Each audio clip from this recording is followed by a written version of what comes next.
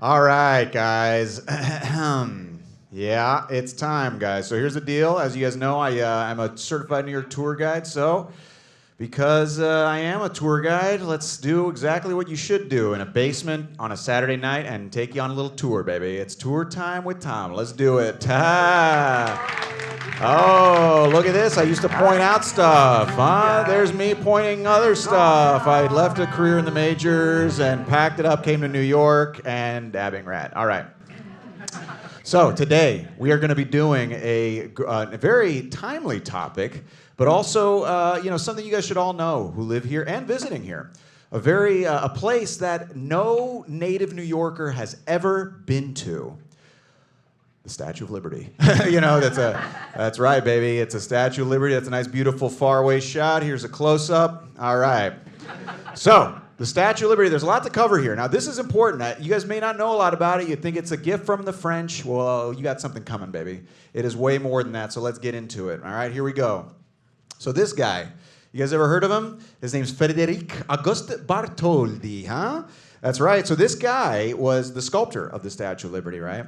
So he grew up and he was like this obsessed with art. Like he would make sculptures out of wet bread, you know? That's true. And today if you make sculptures out of wet bread, that gets you an ADHD diagnosis and, childhood speed and, the rest is history. But back then, he fostered it. He became a sculptor. And he eventually had the dream of creating the biggest statue of all time.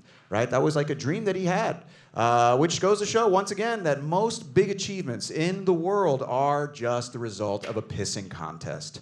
Real shock there, huh? But let's keep this moving. So here's the deal. Now, this is a little bit of background. This is what's called the Colossus of Rhodes. Has anyone ever heard of this?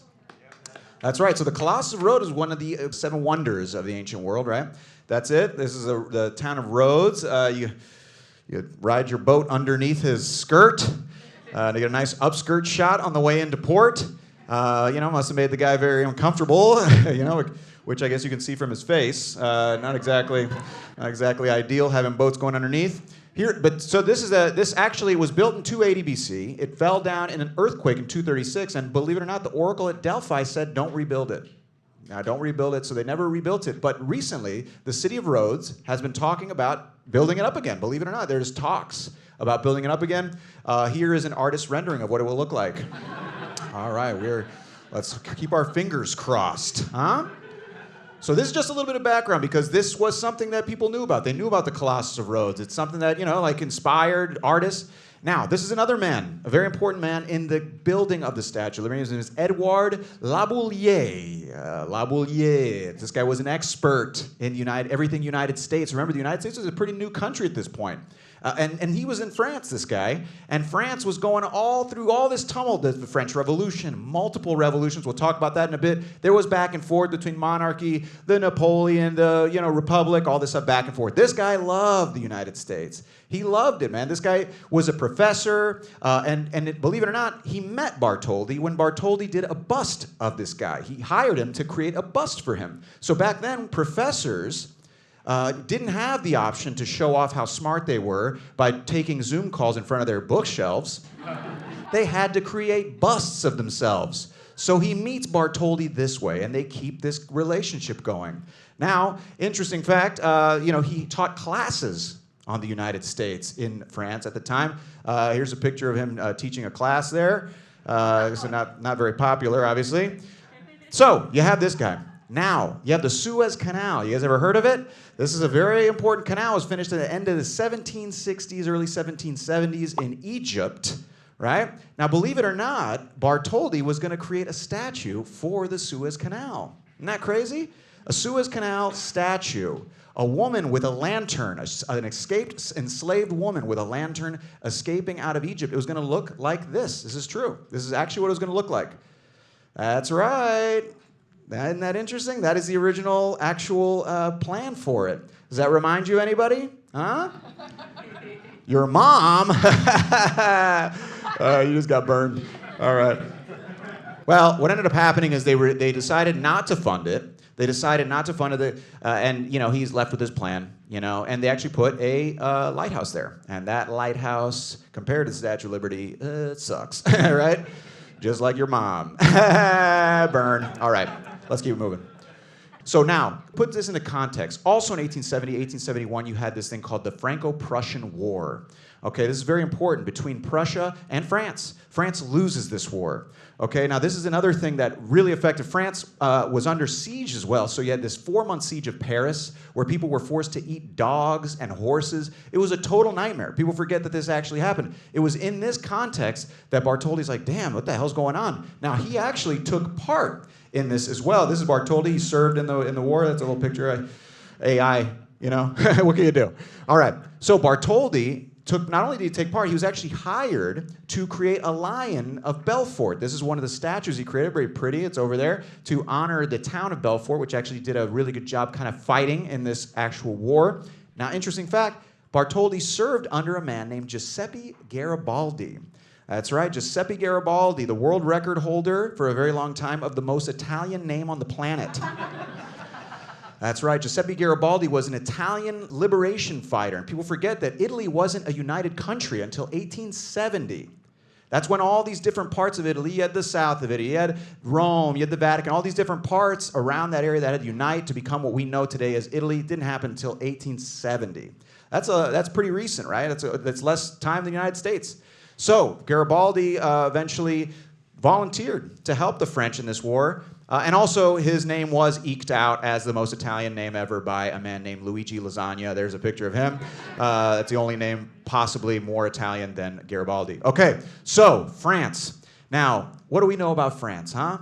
You got baguettes, you got croissants, you got bad customer service, and you got revolutions. That's what the French are famous for, baby. Ooh, Lord. Now, you guys are thinking, oh, yeah, 1789, one French Revolution, big deal. No, they had other ones, 1830, 1848. It was a total mess, back and forth. There was zero stability in the 1800s. And it was in this kind of environment that that Bartholdi and La Bouillie are like, damn, we got to do something to kind of show what side we're on, right?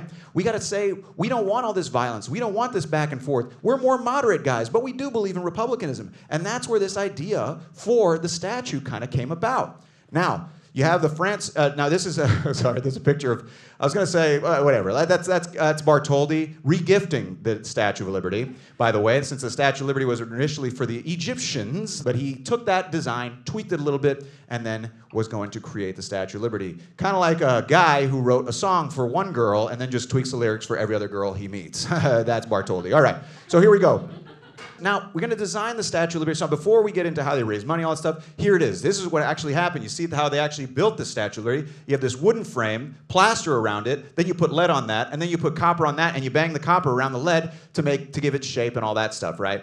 And this is actually what it looked like. So it was actually copper, right? It is copper, but this is what it actually looked like. So not only is the Statue of Liberty a racist nightmare for its representation of immigration, but it's also, to boot, it's brown on top of everything. That's definitely what people don't realize, that underneath all that blue, this is what it actually looked like initially. So it's built, and they had to raise money for this statue. So you're gonna move on. By the way, this is how thick the actual skin of the statue is. 3 pennies thick.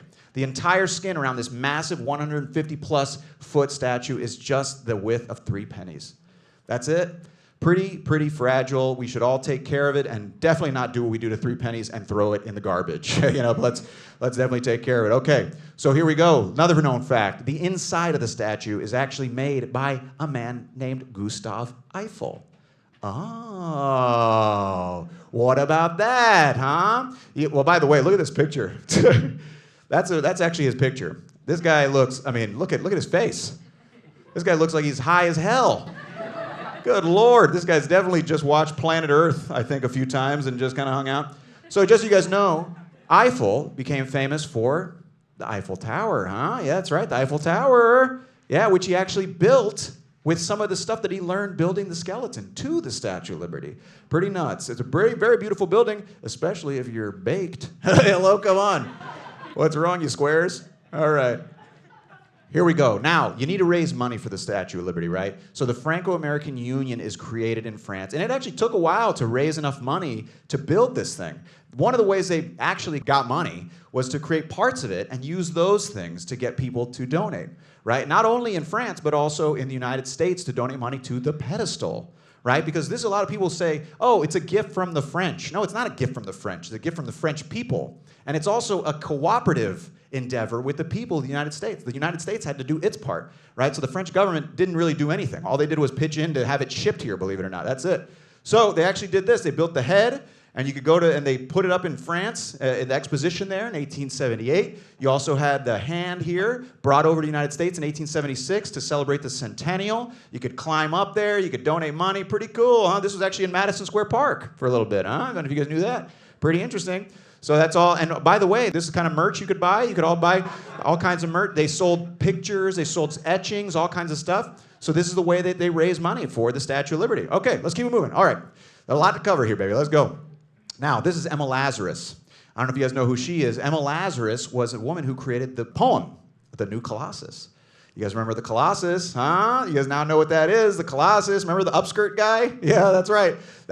So she created the poem that's now etched at the bottom of the Statue of Liberty. She also created this to raise money for the statue. It wasn't super popular when it first came out, but we'll get back to that. So, here we go. Joseph Pulitzer. This is a guy who helped raise the money for the pedestal. Now, they were running short on money. A lot of the elites in France paid for the statue. But here, the elites were having a little bit more trouble getting involved. And it was actually the common folk who got more involved. And it was people like Joseph Pulitzer. Just so you know, Joseph Pulitzer came to the United States 17 years old. This guy came here. Isn't that nuts? He came here by himself, 17 years old. Picked himself up by his boots, 17 years old. You guys are all at 17 years old. You're sitting in front of the TV trying to make out Cinemax while it's blurry on your screen. This guy was coming across the Atlantic. He took over the New York World, and one of his big first pushes was supporting the Statue of Liberty. He actually promised to print everyone's name in the actual newspaper, no matter what they donated. And remember, this is before like Instagram. That's how you showed you're cool. Look at my name. It's in the frickin' New York World. How cool am I? And everyone's like, shut up, you poor freak. You know? But that's what he did. He even got inspired to when he went to visit France on his honeymoon with his wife and went up the actual head of the Statue of Liberty. He took his wife on their honeymoon to go visit the Statue of Liberty. Basically took her to a theme park, this exposition. They took a nice little wedding picture here. There you go. There's them right there.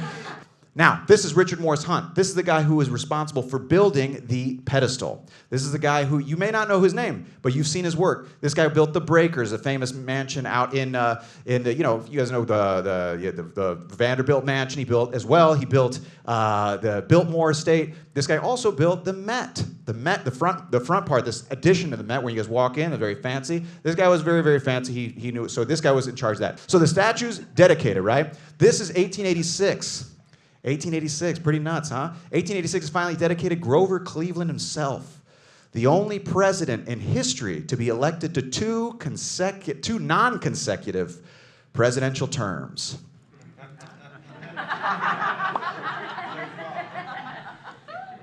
The only one. And, well, I was going to say, at least they didn't have someone call it Island of Garbage in the middle of the harbor. Remember that. Now, ticker tape parade. Now, this is what happened. Grover Cleveland goes over and dedicates. This is a little side note. When he comes back to the island and he makes his way up Broadway, they actually throw ticker tape out of the windows because everyone's so amped up, and it's the financial district. Stock tickers, baby. Stock tickers. That's where it comes from. Yeah, they threw paper because that's what was abundant back then in the financial district. It's a good thing that they didn't originate today in the financial district, or they would have just thrown Patagonia vests out the window. It would have been a very different type of parade.